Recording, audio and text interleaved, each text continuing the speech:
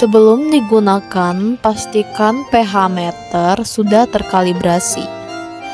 Gunakan Aquades dan larutan buffer pH 7 untuk mengkalibrasikan pH meter sebelum pH sampel dianalisis.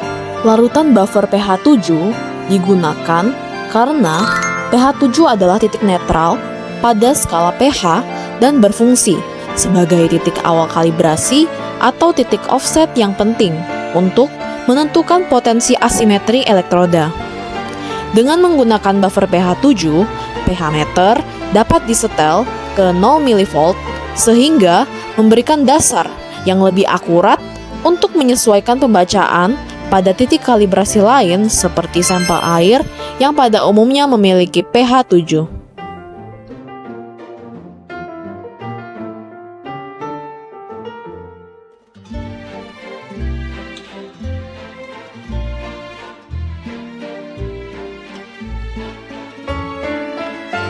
Mulailah dengan menekan tombol on pada alat hingga muncul indikator di layar.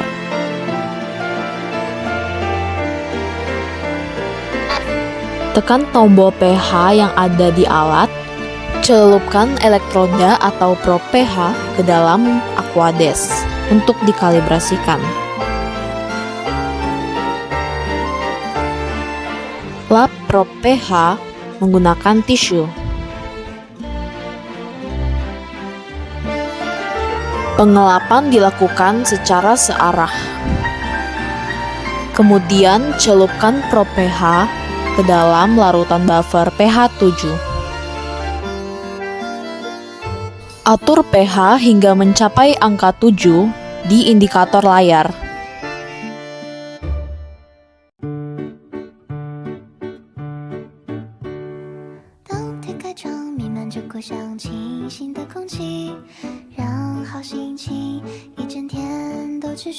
Celupkan kembali elektroda atau probe pH ke dalam Aquades.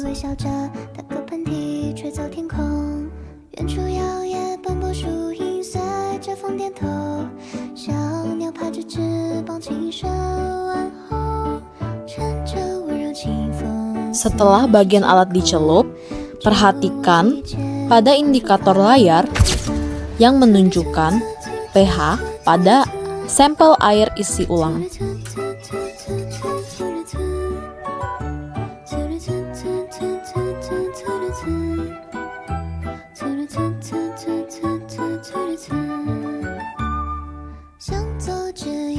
Kalibrasikan kembali alat dengan Aquades.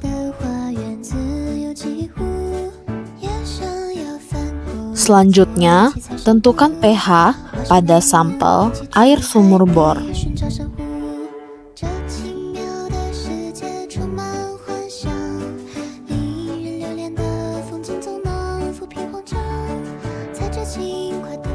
Terlihat di indikator layar bahwa pH pada sampel air sumur bor adalah 6,8.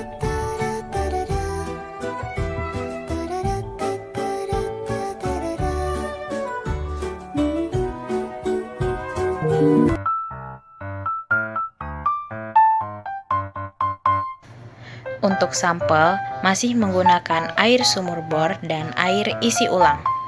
Mula-mula, sampel perlu dipreparasi dengan cara wadah sampel perlu dibilas dengan larutan sampel yang akan dianalisis.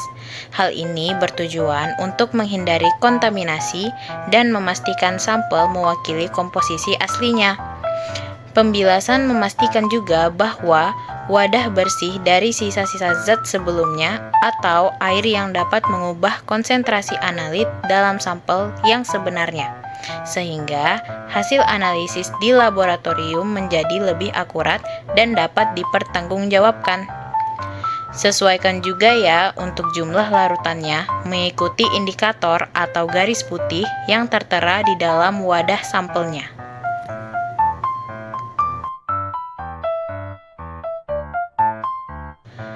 Pembilasan wadah sampel dilakukan kurang lebih sebanyak 2-3 kali ya, untuk memastikan bahwa wadah sampel benar-benar bersih dari sisa-sisa kontaminan.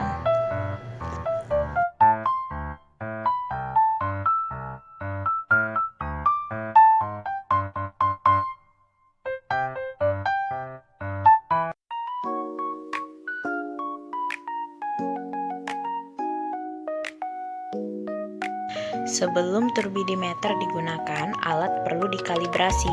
Kalibrasi menyesuaikan turbidimeter agar memberikan pembacaan yang tepat mengenai tingkat kekeruhan suatu sampel.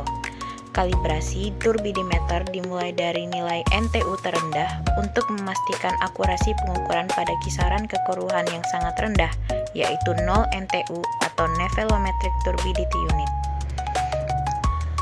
Tekan tombol power hingga turbidimeter menyala, dan tekan serta tahan lama tombol tes kal hingga muncul indikator kal, menandakan bahwa mesin turbidimeter siap dalam proses kalibrasi. Pastikan indikator putih pada botol sejajar dengan titik putih pada chamber turbidimeter. Tekan tombol tes kal dan tunggu hingga proses kalibrasi selesai.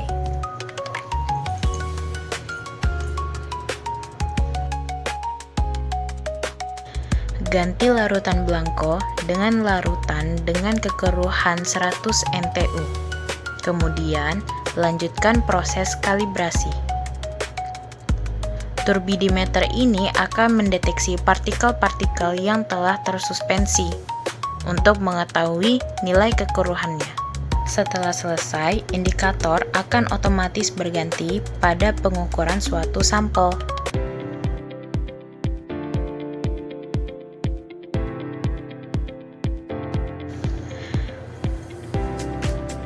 Masukkan sampel berisi air isi ulang, dan sebelum dimasukkan, jangan lupa untuk lap wadah sampel.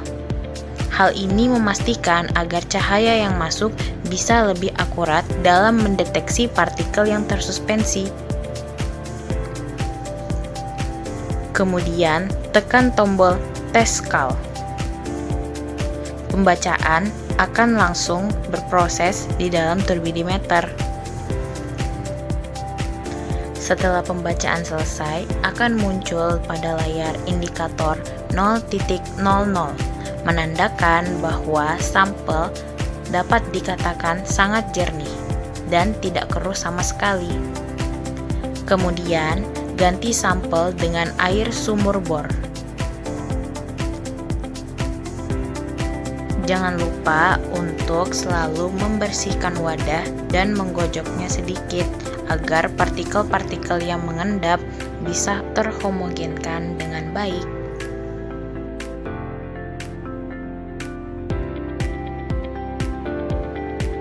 Sampel menunjukkan bahwa kekeruhannya mencapai 123 NTU. Hal ini menandakan bahwa sampel memiliki tingkat kekeruhan yang cenderung tinggi.